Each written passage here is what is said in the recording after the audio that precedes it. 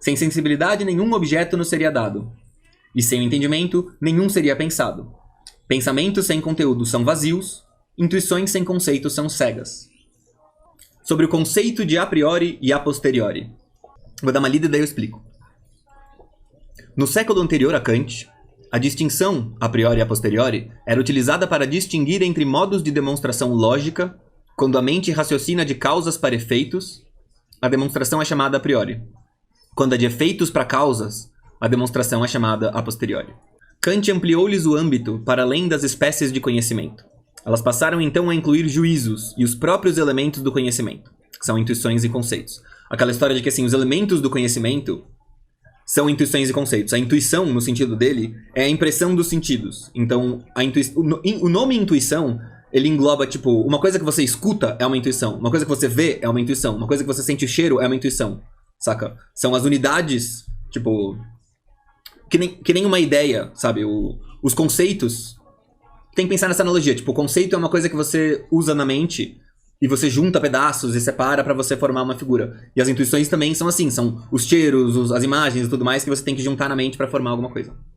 Então, quando a mente raciocina de causas para efeitos, é a priori, e quando ela raciocina de efeitos para causas, é a posteriori. E se você entender um pouco melhor, tipo, se você considerar como que você sabe qual é a causa da coisa? Você não sabe. Você tem que determinar. Tipo, você nunca vê necessariamente a causa. Você tem que decidir que, tipo, você põe o fogo e a água e ela esquenta e evapora. Você tem que repetir várias vezes isso pra você poder dizer realmente isso foi a causa daquilo. E você não tem certeza de se, tipo, da próxima vez... Aquela história de que o princípio da causalidade nunca é dado pela realidade. Você tem que, tipo, supor antes... Você tem que supor, quando você vai ver um fenômeno, que existem causas e efeitos. Então, quando você raciocina de causas pros efeitos, você tá raciocinando a priori por isso. Porque você tá partindo de coisas que não estão...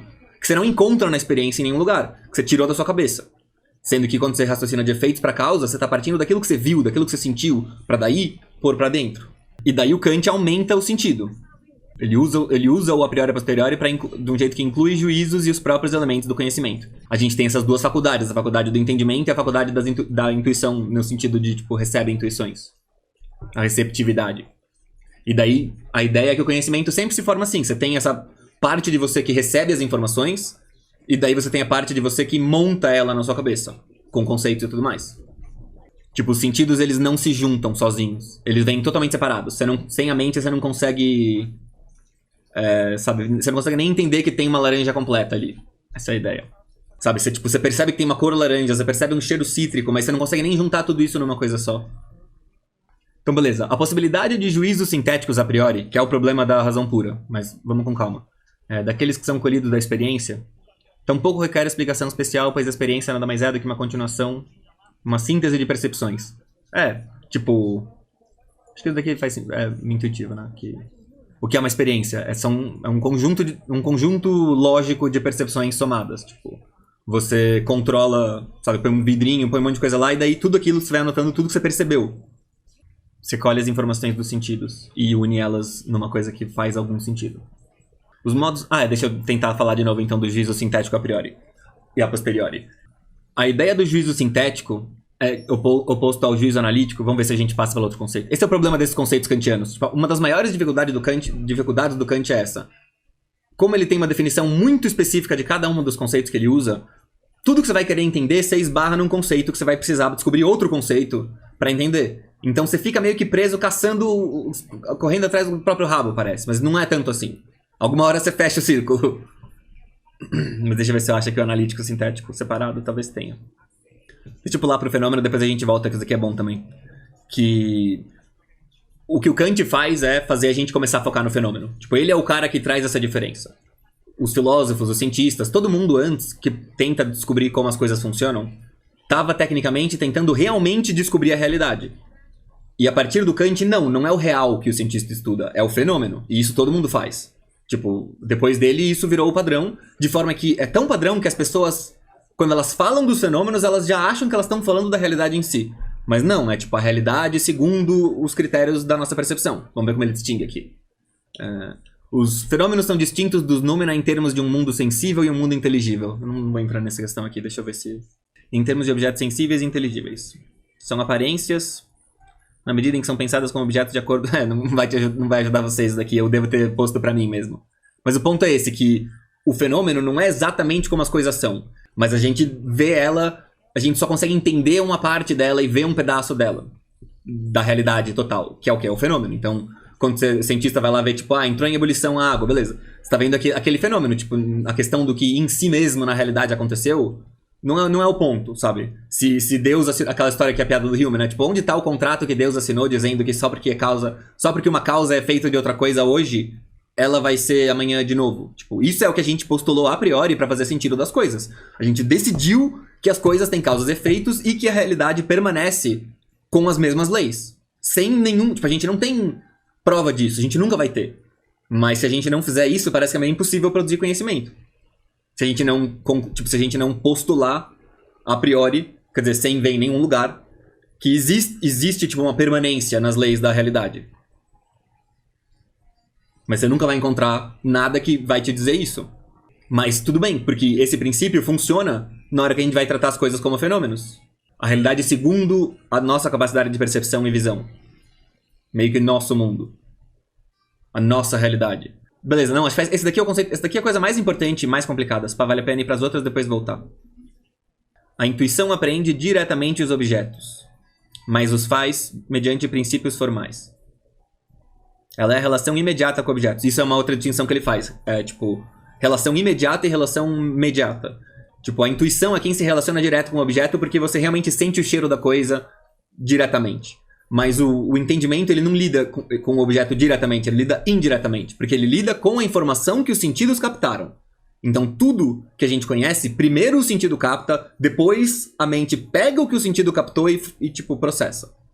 E isso, o processo de como a gente conhece é importante para saber como, tipo, o que a gente pode conhecer. Porque, sabe, no processo vai ficar claro como funciona a nossa máquina de compreensão. A nossa mente, tipo, não é só a mente, o nosso corpo. As coisas que intuímos não são em si mesmas tal como as intuímos. Tipo, o cheiro da laranja que a gente sente não é o cheiro da laranja que a gente tá sentindo. A gente tá sentindo, tipo, o cheiro da laranja segundo as nossas faculdades perceptivas de cheiro, sabe? As nossas papilas olfativas, sei lá como chama. Sabe? Então a laranja tem um cheiro em si. Sabe lá Deus qual é o cheiro?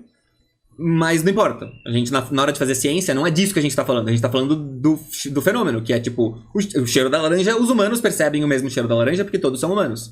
Então é subjetivo. Mas é subjetivo objetivamente falando, porque os humanos têm as mesmas faculdades. É porque eu acho que, para explicar essa história do Kant, um bom jeito é você, tipo, tentar fazer assim. A pessoa tem que entender a frase juízo sintético a priori, sabe? Tipo, lógico, não precisa ter de primeiro e tal, mas assim, compreender o que significa isso é um bom parâmetro de tipo, beleza, eu tô entendendo os conceitos do Kant. Justamente porque é complicado, você precisa pegar conceito por conceito, mas daí você vai tentar entender o conceito e você precisa remeter a outro pra entender. Então, é um processo árduo no começo. Só que daí chega um ponto que você consegue alçar asas sozinho, porque você já tem vários conceitos meio funcionando. E daí você, tipo, bate com as coisas que você não sabe e consegue ir concluindo o que significa. Então, a síntese é o ato de juntar. Tipo, isso que é síntese em suma. Mas ele fala aqui que a síntese é juntar representações numa representação só. Representação é isso. Pense que todo conhecimento é uma representação. Tipo, você conhece uma árvore? Não. Você pega a árvore e você põe uma representação da árvore na sua cabeça. Não é exatamente a árvore que você botou na sua cabeça, entendeu? O conhecimento é uma representação da coisa. Ele é uma imagem nesse sentido. Então isso é o que ele quer dizer com representação. Então a síntese é você pega, por exemplo, você pega a representação da árvore junta com a representação, sei lá, de um troll e faz um ent. Tá ligado? Você sintetizou as coisas, você juntou e produziu uma coisa nova. Isso é síntese. Juntar duas coisas e produzir uma nova. E no caso do conhecimento, é juntar dois conhecimentos e produzir um terceiro conhecimento novo. Isso é uma síntese. Agora, beleza. A síntese é transcendental, não só porque se processa a priori, mas também porque condiciona a possibilidade de outros conhecimentos a priori. Isso aqui acho que é um pouco mais complicado, melhor não entrar muito nesse ponto. Isso daqui é a ordem do conhecimento que também... Talvez valha a pena dar uma passada, mas não precisa encanar muito com como isso funciona. Mas ele explica, tipo, como que são o processo de conhecimento, ele envolve uma tripla síntese. Aquela história do juízo analítico e juízo sintético. Tipo, a síntese é isso de juntar duas coisas diferentes e produzir uma terceira. O analítico, a ideia do analítico é meio que o contrário. Você pega uma coisa e separa em partes. Análise é isso. Então, síntese você pega partes e junta num todo. Análise você pega um todo e separa em partes. Tenta entender mais ou menos por aí. Não é necessariamente essa definição, mas é essa a ideia. Que é legal pra ter por trás. E aí, Samuel Lima? Chegou atrasado na primeira aula. Chegou numa aula ruim pra chegar atrasado, velho. Melhor você ver inteiro também isso daqui, porque é várias coisas. Mas mais pro fim, eu reformulo tudo, não se preocupa. Isaac Newton fez juízos sintéticos a priori na teoria da gravitação? Sim, na verdade isso é uma coisa interessante de se apontar, que o Kant, ele praticamente baseia no Newton. Não exatamente no Newton, porque tem essa história de que, na verdade, esse pau que o Newton fez era só uma cópia do Leibniz. Então não precisa pensar que tem que ser o Newton, entendeu? Mas a ideia é que o Kant fez na metafísica o que ele fez depois de ter visto a ciência newtoniana funcionar. A ciência do Galileu, do Newton, dessa galera. Qual é a grande coisa que a ciência da época do Newton fez pro Kant? Que assim, todo mundo pensava, não, como é que você sabe? Como é que você faz ciência? Experiência. Experiente científico, provas. Sabe, você vai lá e você pergunta pra natureza. Tipo Francis Bacon, sabe? Você pergunta pra natureza e você obriga a natureza a te dar a resposta. Uma coisa assim. Quer dizer, se bem que nesse caso até que bate. Mas a ideia de que é a experiência que tem a verdade e você pega dela. Que você vai lá pra natureza e ela te diz a resposta. E a época do Newton é o contrário. Porque, tipo, qual é a experiência do mundo? Você olha pro céu e o sol tá girando em torno da gente. Não é a gente que tá girando em torno do sol. Claramente não é a gente que tá girando em torno do sol. A experiência não diz isso em nenhum lugar. Em nenhum lugar você vai olhar e você vai ver... Ah, não. A gente, na verdade, é uma bola redonda girando em torno do sol. Tipo, então, o ponto é que a ciência moderna, ela tipo, começa do a priori. Ela primeiro formula uma teoria. O Copérnico, na verdade, é o cara certo disso. Ele tava tentando resolver os cálculos pra deixar tudo certinho. E aí ele foi percebendo, calma, não bate as coisas aqui. A única hipótese possível é que, na verdade, é a gente que gira em torno do sol pra bater o negócio. Então, ele não é que ele tirou da realidade a resposta. Ele tirou da cabeça dele a resposta e daí ele tentou fazer a realidade bater com aquela resposta. Saca? E é essa a revolução copernicana que ele chama. E é isso que ele tenta fazer, que ele fala que, tipo, se deve ser feito na metafísica, na filosofia. Que é, tipo, inverter a perspectiva. Em vez de você... Não lembro como que a analogia funcionava tão bem. Mas a ideia de você, tipo, em vez de tentar procurar a realidade em si, você pesquisa o fenômeno. Você, tipo... Você centra no homem, ao invés de centrar na coisa. Porque tudo que a gente pode conhecer depende das nossas faculdades. É como se tivesse uma tradição que começa do Descartes, e o Kant é dessa tradição. Você tem, tipo... Essa é uma explicação que é uma simplificação. Você pode pôr em prova de vestibular, prova de graduação... Mas é bom você saber que ela é uma simplificação que, sabe, de mestrado pra frente não pega bem você se resumir nela.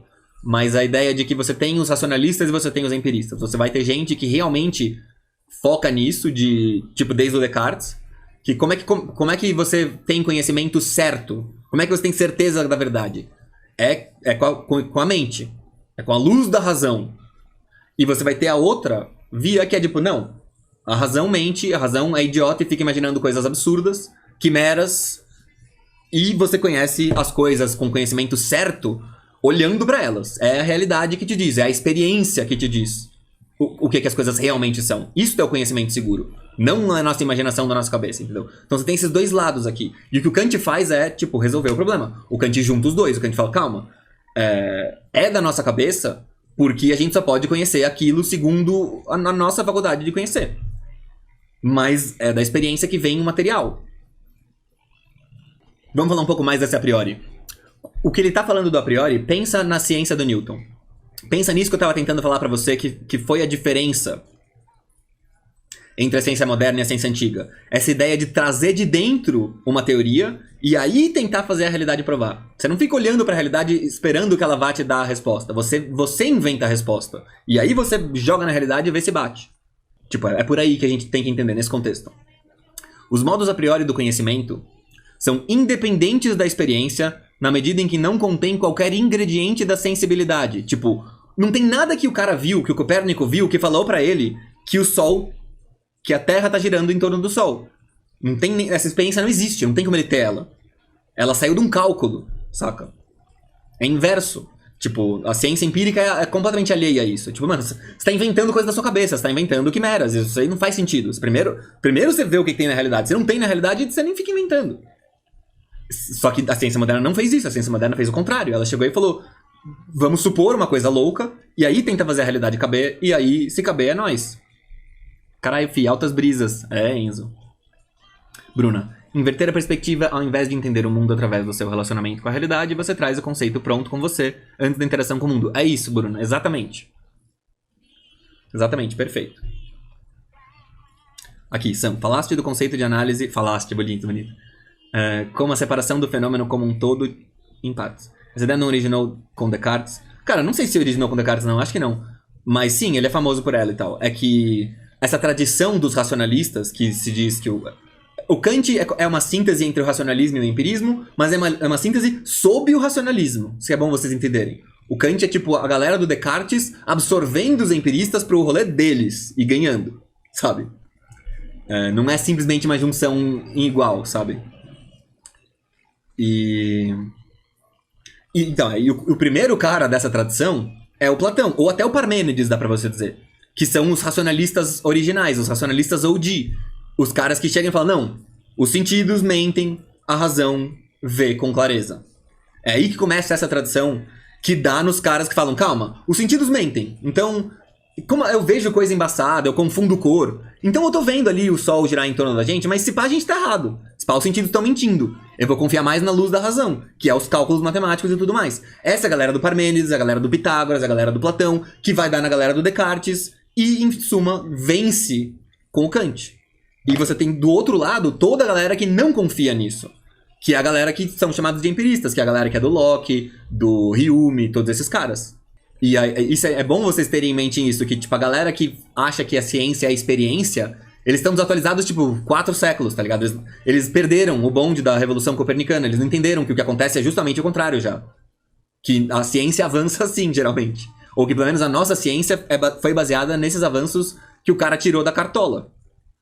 Kant argumenta ainda que não só... Peraí, vamos reler então. Os modos a priori do conhecimento, claros e certos, são independentes da experiência na medida em que não contêm qualquer ingrediente de sensibilidade e que não podem ser derivados da sensibilidade. Kant argumenta que não só são esplendidamente independentes da experiência, mas constituem até a condição da experiência. Como assim a condição da experiência é alguma coisa da cabeça do cara? E sim, é isso. Tipo, como é que você vai ter uma experiência sem causa e efeito? Tipo, você vai fazer a experiência lá com seu vidrinho na escola lá, e daí, beleza, vou esquentar o vidrinho e daí vai entrar em ebulição. Tá, mas onde você vai encontrar ali que foi uma coisa que entrou em ebulição da outra? Porque, tipo, dizer que uma coisa é causa da outra significa dizer, toda vez que você fizer isso, nessas condições, vai acontecer de novo, de novo, de novo, de novo, pra sempre, eternamente. Você entende? Que isso é uma coisa que você nunca vai tirar da experiência. A experiência não é capaz de te dar essa continuidade. Então você não pode ter uma experiência sem você pressupor um bagulho que nunca alguém da experiência vai te dar. Que é, existe uma continuidade nas leis da natureza. É por aí. Por isso que ele diz que é uma condição da experiência. Porque tá cheio de coisas a priori que a gente tira da cartola e precisam ser consideradas como verdades para que faça algum sentido aquilo que a gente coleta dos sentidos. Foda, né? 2 sentidos da palavra sentido na mesma frase. Acho que ficou claro. Essa aula tá massa. É nóis, piano. Tipo, no sentido kantiano, elas dependem do sentido a priori. Tipo, pro Kant, é que não é simplesmente matemática, mas geometria mesmo. Como que a geometria pode estar certa? Como que a geometria é possível? Tô bem mais solto nessa aula. É que eu tô falando de Kant, velho. É o que eu falei, eu amava Kant, era apaixonado por isso. Faz muito tempo que eu não falo dele. Então eu tô meio enferrujado também. Mas aqui era uma coisa que eu gostava muito. Mas então, e daí, como é que a geometria funciona, sendo que o cara tira tudo da cabeça dele? É bizarro que funcione. Tipo, não existe triângulo de verdade, o cara inventa que existe triângulo, aí ele chega na coisa real que nenhuma delas é um triângulo, faz um cálculo com o triângulo que não existe e funciona? Que merda é essa? Entendeu? É um negócio bizarro. Então como é possível isso? Sem você nunca ter que apelar pra nenhum sentido. E daí a ideia do Kant é que ele apela pros sentidos de forma geral, tipo, as leis da percepção. Tipo, a nossa noção de espaço, ela é uma coisa que tá dada na gente, ela é humana. E ela não é tipo, a minha noção de espaço é totalmente diferente da sua, não. Os humanos percebem o espaço de forma parecida. Os humanos têm uma visão parecida. Tudo isso daí. Então é assim que a matemática consegue não depender dos sentidos especificamente, mas ela depende que a gente tenha um sentido. Que a gente tenha, tipo, uma tábula rasa. Não uma tábula rasa. Sabe? Que a gente tenha uma forma do sentido. Uma forma que é a mesma nas pessoas e daí os sentidos, tipo, encaixam nessa forma.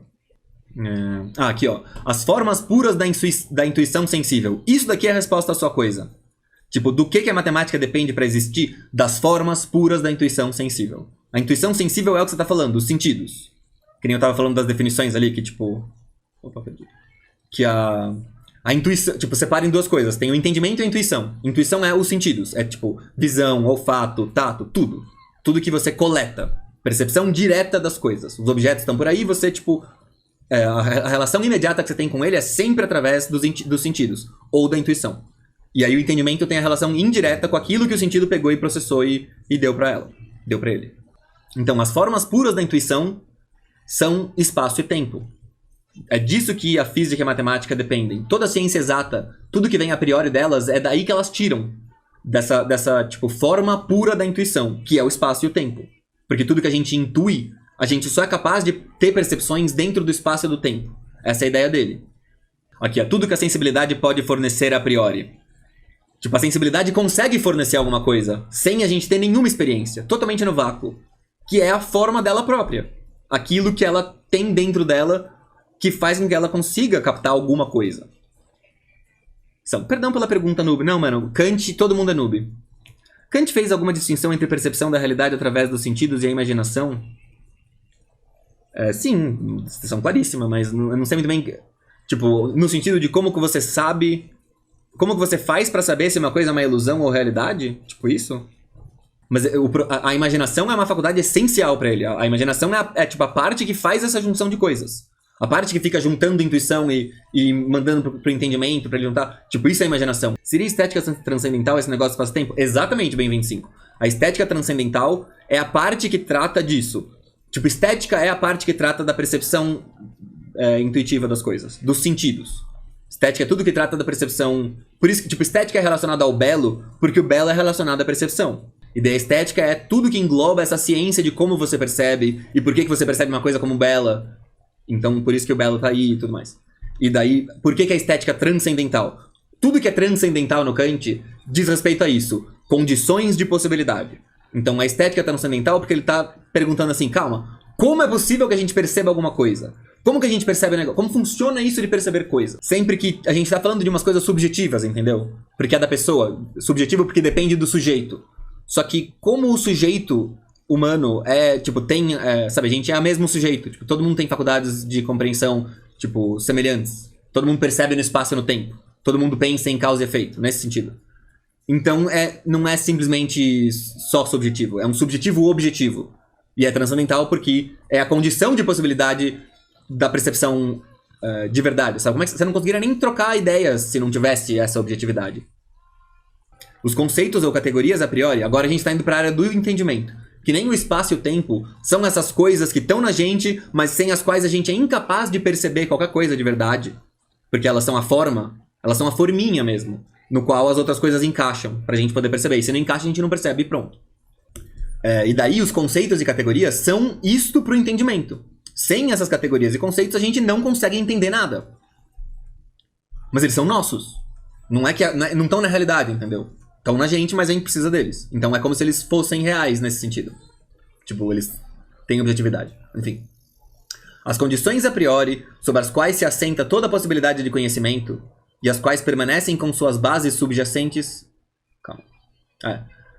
Os conceitos ou categorias a priori são as condições a priori sobre as quais assenta toda a possibilidade de conhecimento, e as quais permanecem como suas bases subjacentes, quanto todas as coisas empíricas são abstraídas da experiência. É uma frase meio estranha, mas é que eu citei exatamente como ele falou, né? Mas é exatamente o que eu tava falando. Que eles são análogos um ao outro. E as categorias do entendimento sempre pensam em causa e efeito. Eu acho que ela é melhor pra explicar. Mas ele também inclui, por exemplo, número. Percepção de número pra ele é uma categoria. Tipo, você não percebe número. Você não sabe que uma coisa é uma coisa ou duas coisas sem você pôr isso nelas. Isso daqui é uma frase boa pra se guardar. Necessidade e estrita universalidade. Necessidade e universalidade. Necessário e universal. São os critérios seguros do conhecimento a priori. Tipo, quando você vê um bagulho que é universal, necessário, tem que ser assim, você sabe que aquilo é a priori. Porque nada nunca na realidade vai te dar o necessário. Vai te dar o 100% universal absoluto. Tipo, tem que ser assim. Vai sempre ser assim. Isso não existe. Nunca a realidade vai te dar isso. Se você tem algum conhecimento que contém esse elemento, vai ser sempre assim, é porque ele é a priori. Mas é que é diferente porque, por causa dessa história da revolução... Ela é tipo como se fossem as ideias do Platão antes da Revolução Copernicana. Depois da Revolução Copernicana. Tipo, as ideias... O Platão tá procurando as ideias em si. Uma ótima pergunta essa por causa disso, pra servir pra aquela analogia. O Platão estava olhando para as ideias em si, tentando fazer a gente girar em torno das ideias em si e ver elas. Aí o Kant fala, não, vamos fazer o contrário. Vamos descobrir quais são as ideias em si que estão em nós. Aquilo que estrutura as coisas. É, exatamente. Mas a diferença é que as ideias estão fora de nós pro Platão e pro Kant elas estão na gente. Isso faz toda a diferença. Porque pro Kant essas ideias que estariam fora de nós são completamente incompreensíveis. A gente não tem como saber nada delas. O máximo que ele afirma é que elas existem. Tipo, as ideias não, mas ele afirma que precisa ter um objeto em si. Essa é uma das partes mais complicadas, uma discussão, mano. Discussão de doutorado, no mínimo, tá ligado? Tem milhões de livros sobre isso, eu já olhei um monte e não... sei lá, é complicado. Que é a história de, no fim das contas, por que precisa existir uma realidade em si pra gente poder ter o fenômeno. E é complicado. Não saberia convencer vocês aqui. A priori puro, universal, necessário. É possível mostrar que os princípios a priori puros são indispensáveis para a possibilidade da experiência, e assim provam sua existência a priori. Quer dizer, como você tem experiências, isso é prova de que existe alguma coisa a priori, porque senão você não conseguiria ter a experiência. Nesse sentido que ele tá falando. Porque pra você experienciar de verdade como experiência, precisa ter isso que é tipo, não, quer dizer que vai ser sempre assim. Quer dizer que eu descobri uma lei. Eu descobri, sabe, isso é uma experiência, não é, tipo, sabe, então tava na cara não é uma experiência, você não aprendeu nada, tá ligado?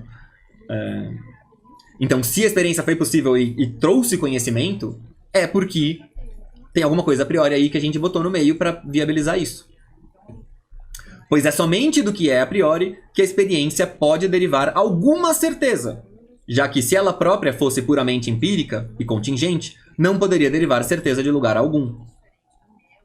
As provas de um conceito a priori ou de uma forma a priorística da intuição consistem em extrair, no primeiro caso, todas as propriedades apreendidas pela experiência de forma que somente reste a categoria. Isso daqui ele está descrevendo o processo que ele faz na crítica é a dedução das categorias. A dedução desses conceitos a priori que viabilizam o entendimento. E daí, tipo, como que ele faz isso? É esse processo. Ele está extrair todas as propriedades apreendidas pela experiência, até encontrar o que não foi extraído pela experiência. Tipo, isso existe e não pode ser tirado da experiência, então beleza. Achamos a categoria pura. Lukács e Benjamin. Ó, esse daqui que eu li do Lukács. São ligados, né? Lukács é o queridinho do Olavo. Lukács é o Horkheimer do Olavo. Eu gosto do Horkheimer, ele gosta do Lukács. Lukács é muito louco, mano. Só fala de umas coisas difíceis de literatura. Aqui o Lógica do Kant. Acho que isso daqui é legal a gente cobrir uma aula separada. Fazer algum dia um encontro sobre isso. Dar uma lida em tudo que eu resumi aqui da Lógica do Kant. 30 páginas. Posso até mandar pra vocês. Isso daqui talvez valha a pena. Aqui é o que o Deleuze fala do Kant. Puta, vamos pegar os últimos 10 minutos? Vamos pegar isso daqui, acho que é mais legal. Ah, olha aqui, a estética. De onde sai a estética? A ístesis. Na exposição metafísica, Kant mostra que espaço e tempo são formas puras da intuição. Na exposição transcendental, mostra que essas formas possibilitam o conhecimento sintético a priori. A intuição e, portanto, a sensibilidade implica também certos elementos não empíricos e que são imprescindíveis para a matemática e para a física. A faculdade superior do conhecimento articula-se em entendimento no sentido estrito, com conceitos, e a faculdade de julgar, juízos, e a razão no sentido estrito, conclusões. Esta é a divisão adotada na crítica, que começa pela estética, sensibilidade, e passa para a analítica dos conceitos, e depois para a dos princípios, e finaliza com a dialética transcendental. A estética afirma que todo conhecimento depende da ação conjunta de duas fontes de conhecimento, que é a sensibilidade e o entendimento. E elas dependem um do outro. Tipo, a sensibilidade fornece a matéria para o entendimento, e o entendimento dá sentido naquela matéria, de forma que sem ela não faria nenhum sentido. Sem entendimento para pegar todos os cheiros e cores e tudo mais, você não conseguiria nem formar uma garrafa. O objeto da sensibilidade é o indeterminado, contudo determinável. Ele representa o material do conhecimento. Os nossos conceitos puros do entendimento não podem prescindir da sensibilidade, isto é, não é possível conhecer nada sem os sentidos. É, no entanto, o entendimento através dos conceitos que reúne e ordena as sensações segundo regras. Sensibilidade, nenhum objeto... Essa frase é boa. Sem sensibilidade, nenhum objeto nos seria dado. E sem o entendimento, nenhum seria pensado. Pensamentos sem conteúdo são vazios. Intuições sem conceito são cegas. Um gráficozinho bonitinho aqui, ó. Sinopse das 3 faculdades de entendimento. O objeto dado por meio de uma afecção do ânimo. O objeto, ou uma multiplicidade indeterminada da intuição é pensado. Tipo, da onde vem o material da sensibilidade? É o objeto. Da onde vem o material do entendimento? É tipo, o objeto da intuição. Dado pela intuição. Bem que acho que aqui já tá bem claro, né? Tira um print aí, quem quiser. Juízo é a faculdade de subsumir sob regras, ou seja, de discernir se algo cai ou não sob uma regra. Isso aqui é julgar.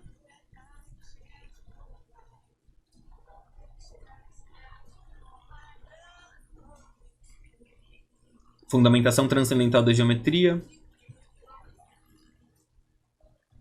Mas acho que é isso. Acho que já mandei bomba o suficiente pra vocês, né?